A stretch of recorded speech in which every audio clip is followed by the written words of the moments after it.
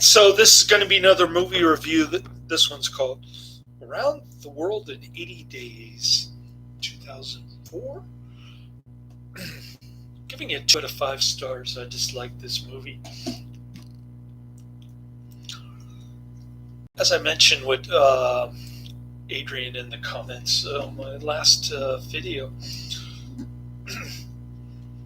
this is the 56th worst financial flop in the history of cinema.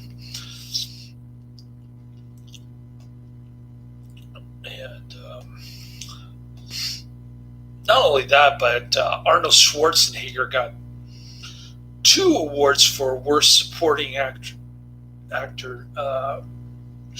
One came from the Razzie Award, and the other came from the Stinker Award. But ironically, he's the only reason to watch. His 5 minutes and his ridiculous costume and inane acting is just... I couldn't help but laugh out loud at how silly it was. And I captured a little bit of it on YouTube. I was hoping for an extended clip of the whole 5 minutes or something, but I found a little 1-minute clip and showed it to Adrian. He thought it was pretty ridiculous too. By the way, big news from this micro-budget, ultra-low-budget film director who did a film called Mi Familia Part 2.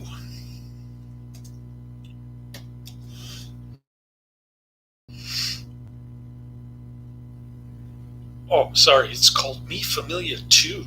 I showed the trailer to Adrian and my coworker. My coworker is Sicilian, and he said,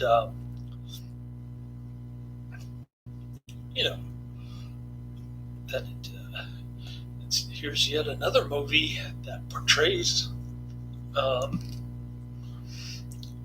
Italians in a bad way. It's written and directed by this guy Joe Simonera. On IMDb it says Joseph, but I call him Joe, and he wants to do an interview with me on my live feed, so that's going to be very exciting. I never actually interviewed the director, and from the horse's mouth, you don't have to listen to me. He has more insight than I do about his own dang film.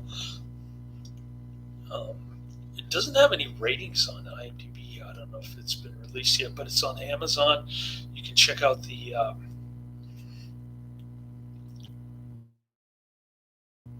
or on YouTube. It's got a budget of $10,000, but it looks like the production values are much higher than that, unless you include the cheap CGI gore splatter effects. The blood splatter effects, I should say. Oh, by the way, I'm getting house this week. So that'll be fun.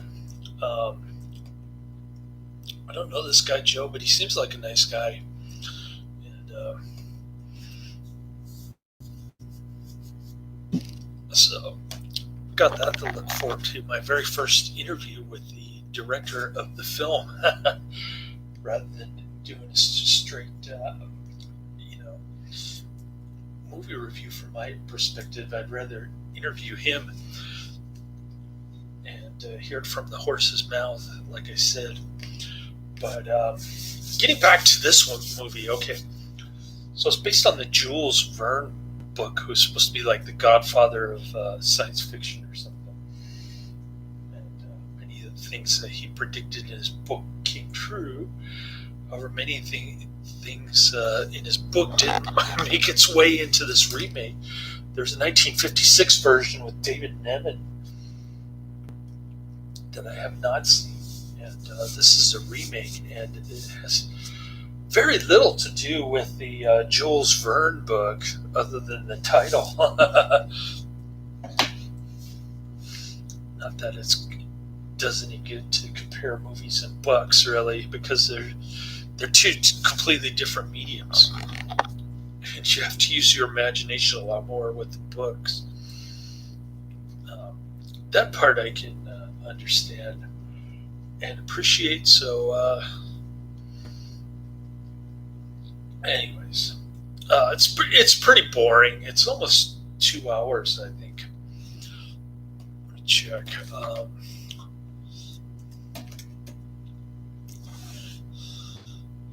Here I can tell you precisely how long it is. Here it is.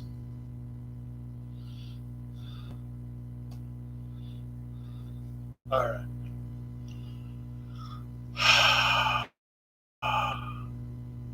Oh, so the 1956 movie is rated G, and I think rated PG. It's a Disney movie, and here we go. 2 hours, unbelievable. I think it's the director's film debut, and it was quite a flop financially. Anyways, um, so it's about this guy. It was Schwarzenegger's last movie before he became governor of California, according to IMDb. And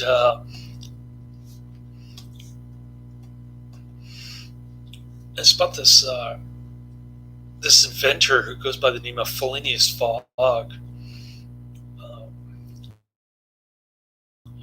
he's challenging this anti-progress guy who is in charge of the London Club.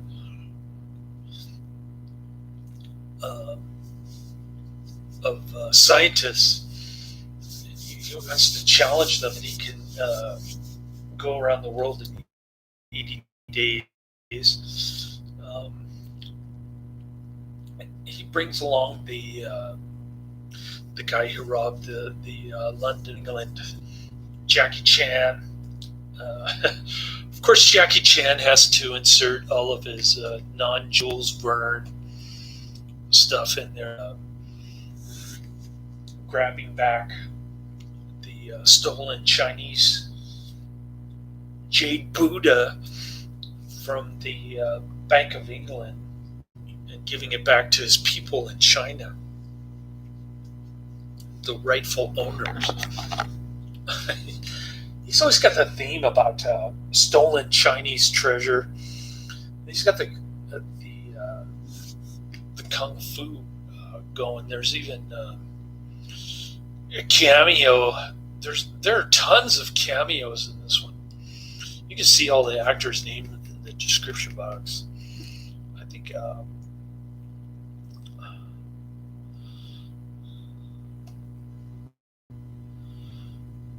I think there are a couple of them, but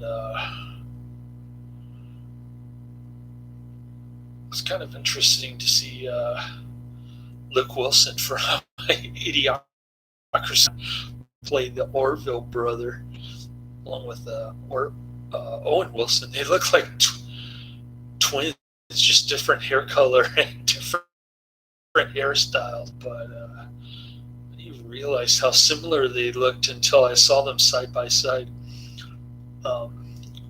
It's got what's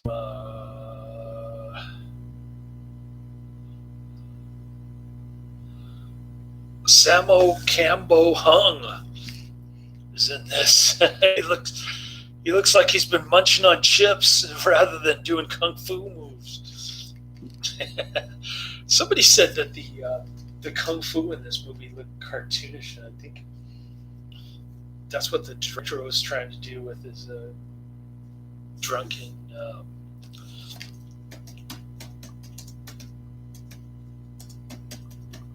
drunken master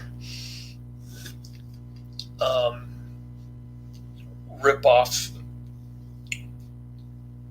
scenes of Jackie Chan flipping around a bench, stuff like that. Um, so they go around the world. They, they say it's Jackie Chan's hometown in China, but it's really filmed in Thailand, I think. Could be mistaken, but they pick up a Frenchie blonde who's into painting, and Felonious Fogg falls for the French gal.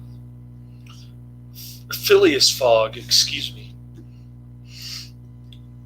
He falls for the French gal, and so there's a little love backstory going there.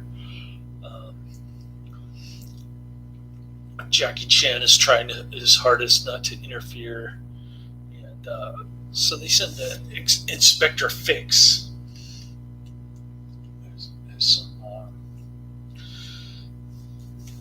some Scottish or Irish guy from Scotland Yard or something. He's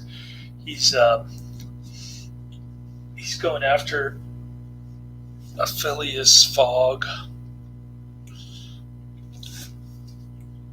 because they merely accused him of robbing the bank, even though it was Jackie Chan who did that.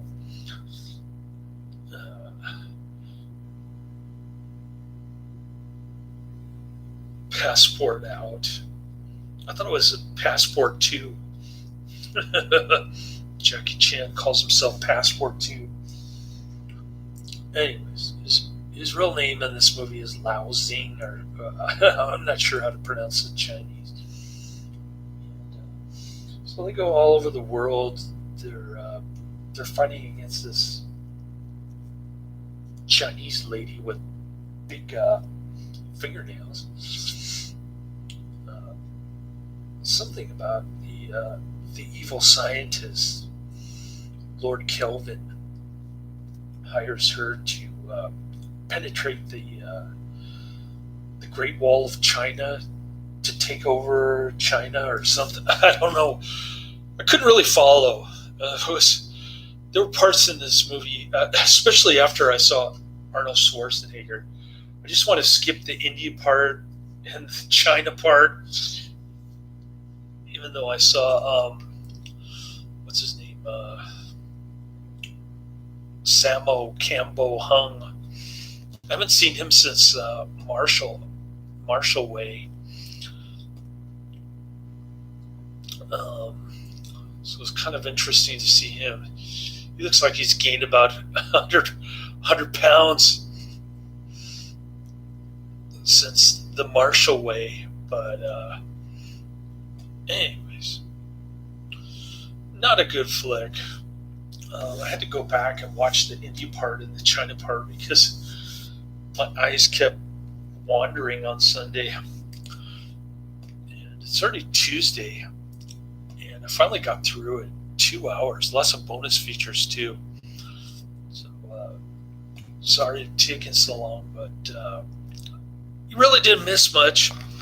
My suggestion is just to check out the Arnold Schwarzenegger 5 minutes and forget about the rest of the movie, which is what I almost did. I just couldn't watch the middle part after the Arnold Schwarzenegger scene. It was just too boring for me. I had to go back and rewatch it again. When I got home, after I dropped off my son, I should have my son tomorrow. I think I can finish It's Alive finally and get through some of this stuff. Hopefully I can get to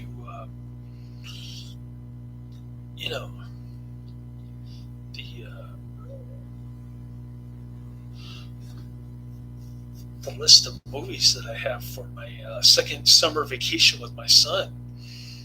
I've Got Who Killed Captain Alex, Uganda's first action movie. Who Killed Captain Alex?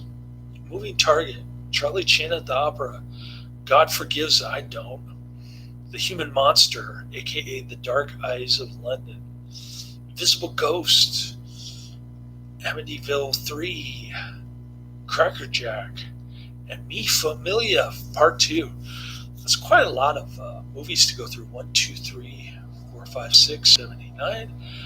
I think I can get through all of them by the first week of August. So that's the plan. Laters.